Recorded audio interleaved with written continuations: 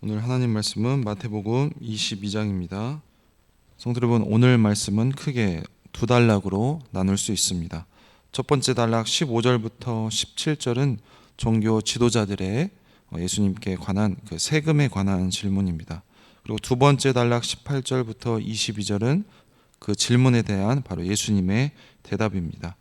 먼저 15절부터 17절을 보시면, 이에 바리새인들이 가서 어떻게 하면 예수를 말의 올무에 걸리게 할까 상의하고 자기 제자들을 헤롯 당원들과 함께 예수께 보내어 말하되, 선생님이여, 우리가 아노니 당신은 참되시고 진리로 하나님의 도를 가르치시며 아무도 꺼리는 일이 없으시니 이는 사람을 외모로 보지 아니하심이니이다.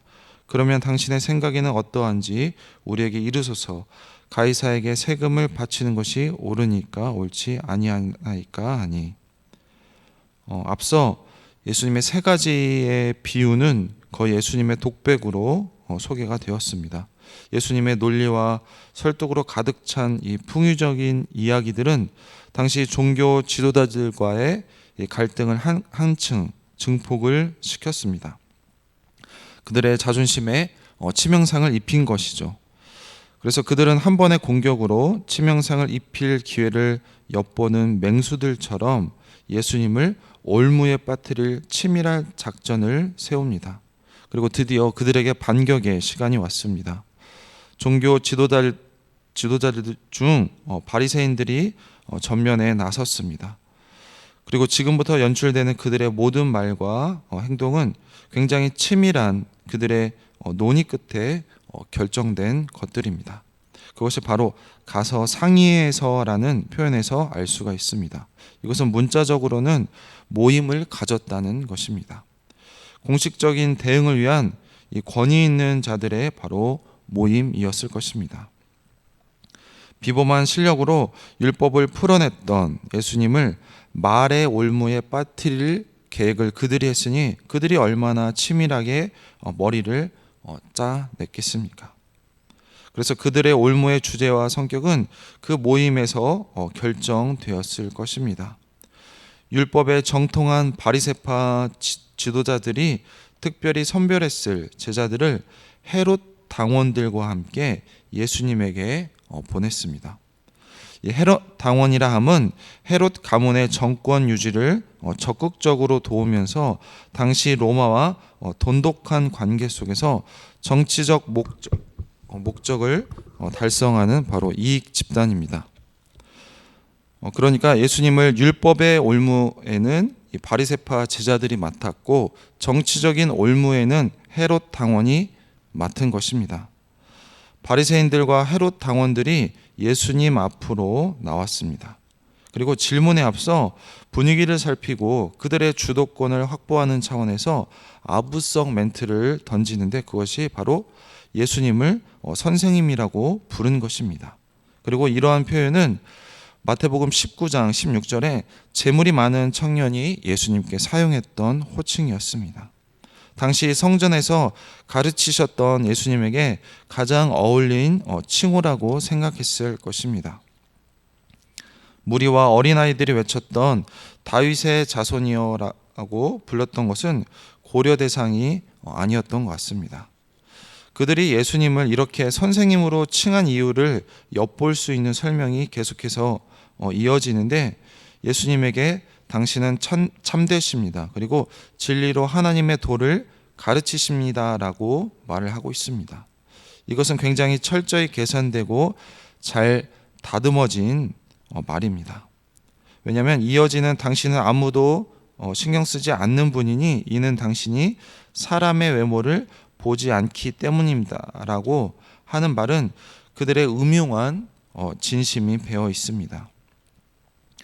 예수님을 사람의 말에 쉽게 휘둘리지 않는 강직한 분이라고 치켜 세운 뒤에 드디어 정치적으로 굉장히 곤란한 질문을 던집니다. 당시 예수님은 종교적인 논쟁들, 그러니까 안식일이나 성전에 대해서 예수님이 한치의 양보 없이 진리를 선포하고 강직함을 보여주었듯이 정치적인 문제에서도 그러길 지금 기대한 것입니다. 그들은 가이사에게 세금을 내는 것이 옳은지 아니면 그른지 예수님의 입장을 지금 묻고 있습니다. 당시 유대인들에게 세금 문제는 정치와 종교가 뒤엉킨 매우 민감한 사안이었습니다. 만약에 세금을 반대하면 정치적으로 로마에 반대하는 것이 됩니다. 로마의 세금 징수에 저항하다가 반역죄로 죽었던 이 갈릴리 유다의 전철을 밟을 수 있습니다. 만약에 예수님이 세금을 찬성한다면 하나님의 뜻에 거스르는 입장으로 간주되어 예수님에게 쏠렸던 이 민족적인 관심과 민심은 단숨에 돌아설 수 있었습니다. 그렇기 때문에 이것은 어떤 시기든 종교 지도자들의 목적이 달성될 수밖에 없는 바로 기울어진 게임이었습니다. 다음 단락은 18절부터 22절입니다. 18절 보시면 예수께서 그들의 악함을 아시고 이르시되 외식하는 자들아 어찌하여 나를 시험하느냐 세금 낼 돈을 내게 보이라 하시니 데나리온 하나를 가져왔거늘 예수께서 말씀하시되 이 형상과 이 글이 누구의 것이냐 이르되 가이사의 것이니이다. 이에 이르시되 그런즉 가이사의 것은 가이사에게 하나님의 것은 하나님께 바치라 하시니. 예수님은 이 바리새파 이 제자들의 질문에 주저없이 지금 답을 하고 계십니다. 당신은 사람을 외모로 보지 않는다는 그들의 가식적인 고백은 정말 진리이고 사실이었습니다. 예수님은 겉으로 친절하고 예의를 갖춘 그들의 내면의 악함을 이미 훤히 꿰뚫어 보고 계셨습니다. 그들이 예수님을 선생이여 라고 불렀다면 이제 예수님은 표리부동한 그들을 외식하는 자들아 라고 부르고 있습니다. 그들의 질문의 의도까지 간파하시며 어찌 나를 시험하느냐 하며 그들의 속마음을 들춰내십니다. 하지만 모든 것을 들켜버렸지만 이 문제가 취소된 것은 아닙니다. 그래서 예수님은 다짜고짜 세금 낼 돈을 내게 보이라고 하십니다. 유대인들이 로마의 세금으로 낼 때 사용하는 동전을 보여달라고 하신 것입니다. 그래서 그들이 데나리온 하나를 가져옵니다. 우리는 이 장면에서 예수님의 데나리온을 요구하는 것과 그리고 그들의 즉각적인 반응에 우리가 주목할 필요가 있습니다. 예수님은 왜 데나리온 하나를 보여달라고 요구하셨을까요? 당시 로마의 통치 아래 유대인들이 신앙상의 이유로 가장 혐오했던 것 중 하나가 바로 가이사의 형상이 새겨진 로마 동전을 사용하는 것이었습니다. 이것은 십계명에 위배되는 것이기 때문에 가장 혐오했던 것이었습니다. 이런 반감을 인지한 로마는 지역화폐 성격으로 구리로 만들어진 동전을 이스라엘이 사용하는 것을 허락했고 거기에는 로마 황제의 형상을 새겨넣지 않았습니다. 하지만 인두세로 이 로마에 납부하는 데나리온에는 가이사의 형상이 또렷하게 새겨져 있었습니다. 그래서 당시 기록에 의하면 당시 황제 이 티베리우스 데나리온에는 그의 형상과 함께 동전 주위에 신 아우구스투스의 아들 카이사르 티베리우스라는 글씨가 데나리온에 새겨져 있었습니다. 예수님이 데나리온을 요구하시자 그들이 즉시 동전을 꺼내 보입니다. 당시 유대의 정치 그리고 종교 이 권력자들의 표리부동함이 다시 한번 고스란히 드러나는 장면입니다. 황제에게 세금 내는 것이 십계명과 관련해 심각한 신앙 문제라는 것을 그들이 이미 알고 또 그 이후로 예수님을 올무에 빠뜨리려 질문했던 그들이 정작 이 황제의 형상이 새겨진 이 데나리온을 가지고 다녔다는 것입니다. 그들이 예수님 앞에 내민 이 데나리온에 가이사의 형상과 글귀가 선명하게 드러난 것입니다. 그래서 예수님은 이 형상과 글이 누구의 것이냐고 물으십니다. 가이사의 형상과 가이사의 이름이 들어있는 글귀라는 것은 누구나 다 알고 있습니다. 그들도 그렇게 재빨리 대답을 했습니다. 하지만 예수님의 질문에는 더 깊은 의도가 녹아져 있습니다. 그들이 작전을 펼치듯 머리를 싸매고 은밀한 속내를 감추며 던졌던 질문보다 더 깊고 오묘한 질문입니다. 이 데나리온에 새겨진 형상과 이름은 단순한 화폐의 차원을 넘어 그것이 통용되는 곳까지 미치는 이 통치자의 권력과 위엄을 상징하는 것입니다.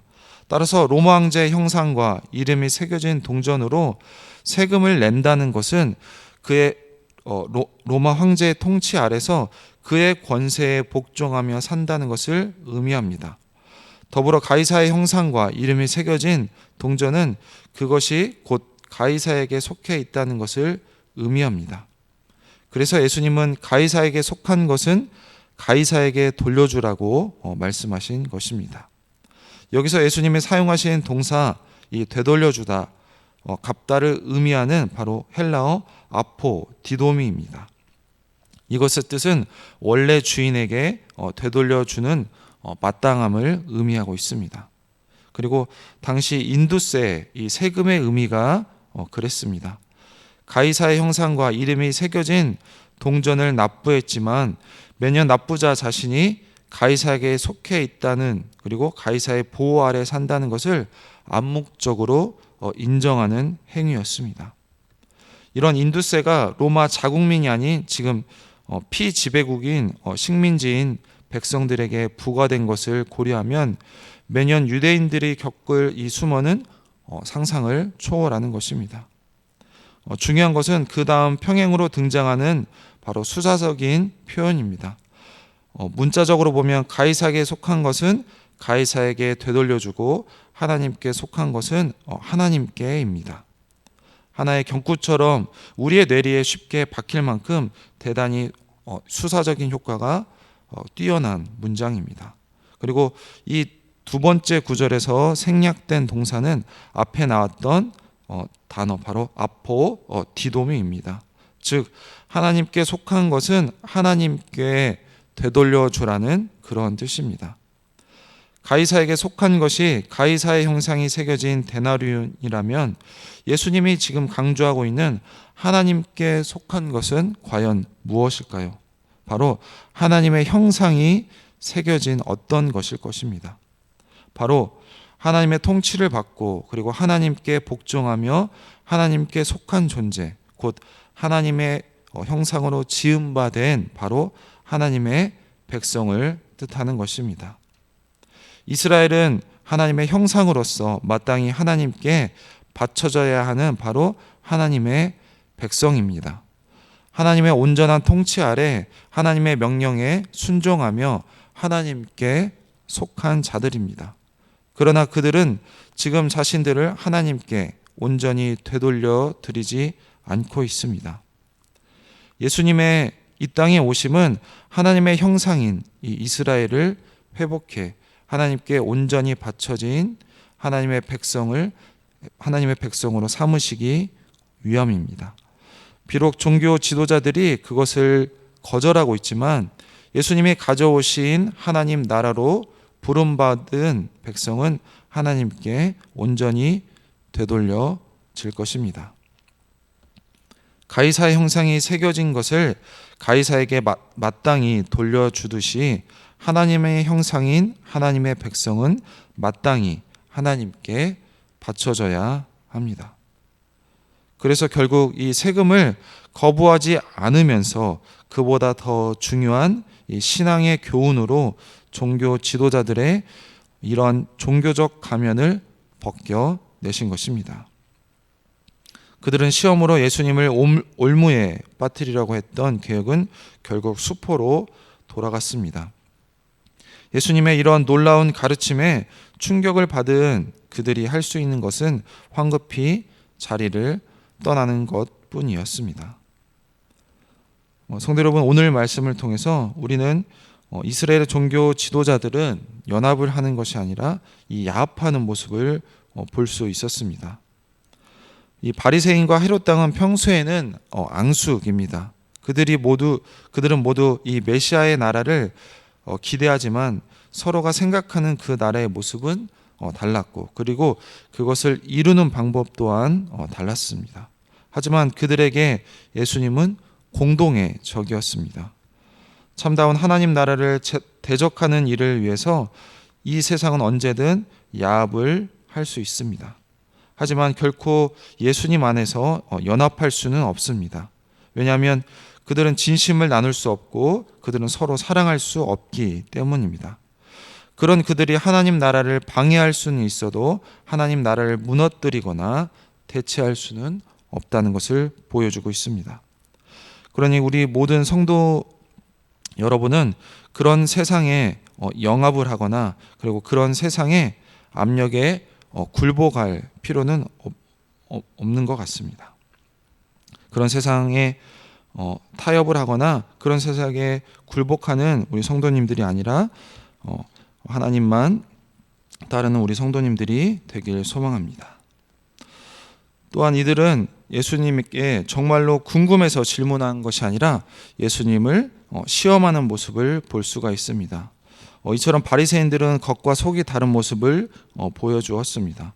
참된 경건을 추구하고 스스로 자신들이 가장 경건하다고 자부하고 있었지만 실상은 그들은 성경을 몰랐고 그리고 하나님도 모르는 모습을 볼 수가 있습니다. 예수님을 향해 참되고 진리로 하나님의 도를 가르치고 외모로 사람을 판단하지 않는다고 칭송했지만 사실은 예수님을 궁지에 몰아넣는 시험을 하고 있는 것을 보면 우리는 그들의 모습을 알 수가 있습니다. 그들은 알기 위해서 질문한 것이 아니라 예수님을 넘어뜨리기 위해서 시험한 것입니다. 우리 또한 마찬가지입니다. 우리가 알을 위한 질문은 우리가 서로 교제가 되고 하나님을 예배하는 것이 되지만 시험을 위한 질문은 오만하고 무례한 불신앙에 불과한 것입니다. 우리에게도 이런 모습이 있지는 않은지 우리의 모습을 살펴봐야 할 것입니다. 그리고 이들의 모습에서 그들은 진리가 아니라 언제나 실리를 택하는 것을 볼 수가 있습니다. 예수님께서 바리새인들의 질문의 의도를 아시고 그것이 외식이고 시험이라고 돌직구를 날리고 계십니다. 가이사에게 세금 바치라 하면 문제 삼으려고 했으면서 자신들이 세금 낼 데나리온을 그들은 이미 준비하고 있었던 것입니다.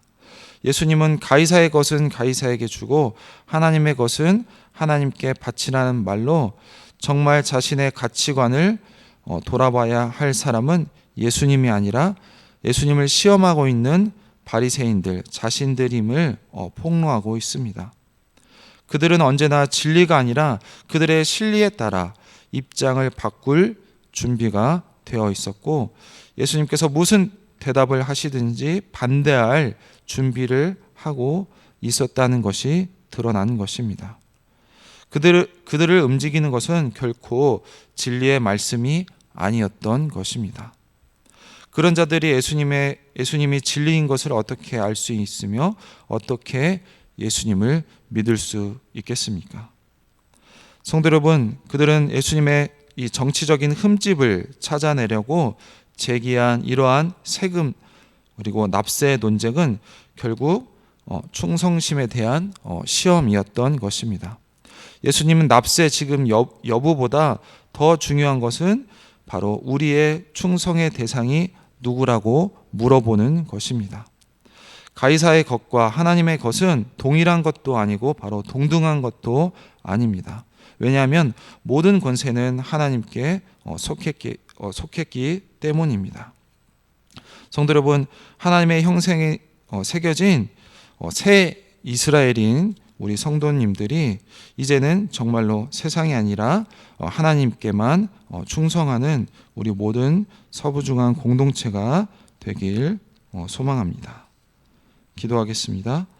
하나님 감사합니다. 오늘 말씀 통하여서 이 바리새인들과 헤롯 당원들의 겉과 속이 다른 모습을 보았습니다. 하나님, 그들이 평소에는 원수였지만 이렇게 그들의 이익을 위해서 야합하는 모습을 보여주었습니다. 하나님, 이것이 바로 세상의 모습입니다.